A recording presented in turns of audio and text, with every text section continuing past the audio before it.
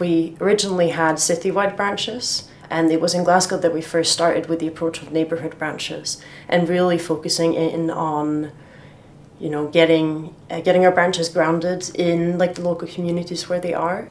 Quite a few of us got together during the pandemic, which was quite a radicalising time, being trapped in your house in an area that obviously needs like a lot of investment and has suffered a lot of cuts. You kind of get to see kind of like a lot of things need changing, a lot of things weren't changing, and a lot of things needed to change.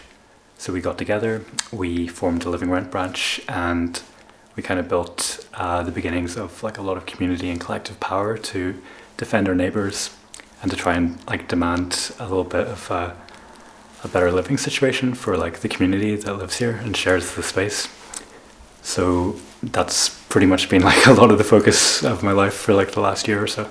The Partick branch was initially, and there was just a few of us, and there was an organising committee. It was just a handful of people really, and we started to have meetings and we started to chair meetings ourselves.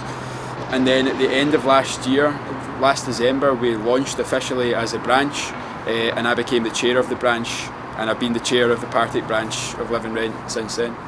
There was no branch at the time in Dennistoun when I joined, so it was really just through the main office and the staff there.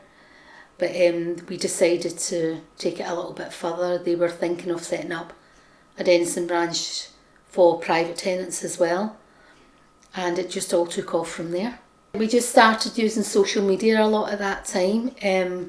We also were lucky enough during times when we could have a stall in the local area in different points of Dennistoun, where we would set up a stall and advertise Live and Rent, and we would ask people if they were private or social tenants, had they any issues with the landlords, and we got a good response. We managed to get members to sign up, and that's when we decided we were going to have a Dennistoun branch because the response was good. And we just kept doing the basic stall work, and we also went round just as we call it outreach. Basically it's before door knocking. We would wander around, make ourselves known to people, and just stop people in the street and ask them if they knew anything about Live and Rent Union, do they have any issues with the landlord. So it was just like face-to-face communication with people in the area, plus the stall work, and then we did some flyers and posters and the actual closes themselves. We were very limited obviously because of the lockdowns, but in between times when we could do it, that's what we were doing most of the time. And we got together with the coordinator, and he says we usually have a committee, and usually in this committee we have people that deal with certain things, and there was other people and other members, and he put up on social media what these positions were. We also spoke to each other a lot on Zoom and basically decided if anybody wanted to be in this committee, the positions that were available. I didn't put myself forward.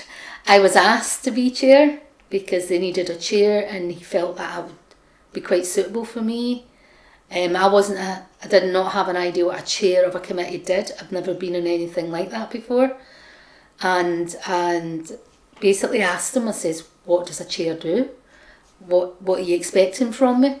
So at the moment, it's basically just pulling things together and communicating and informing, and just kind of getting updates as well from other members, and a bit of networking as well, and a little bit of research. So I just do a little bit of everything, but we have other members on the committee that have their specialised areas, like the secretary does majority of the written work, the reports, the minutes, the research. They do that, and then we've got our member defence member who's actually dealing with member defence. We've got our outreach member who does the door knocking and going around and speaking to people out in the street and doing the stalls. So there were certain areas that were allocated to people that felt they asked for it, they felt they'd be quite good at it. We've got a lot of members, private and social housing tenants. I believe the last time I got told there was around about 60, but I think it's went up to 80 now. So we've done really well since we've opened just about 2 years ago, less than 2 years ago.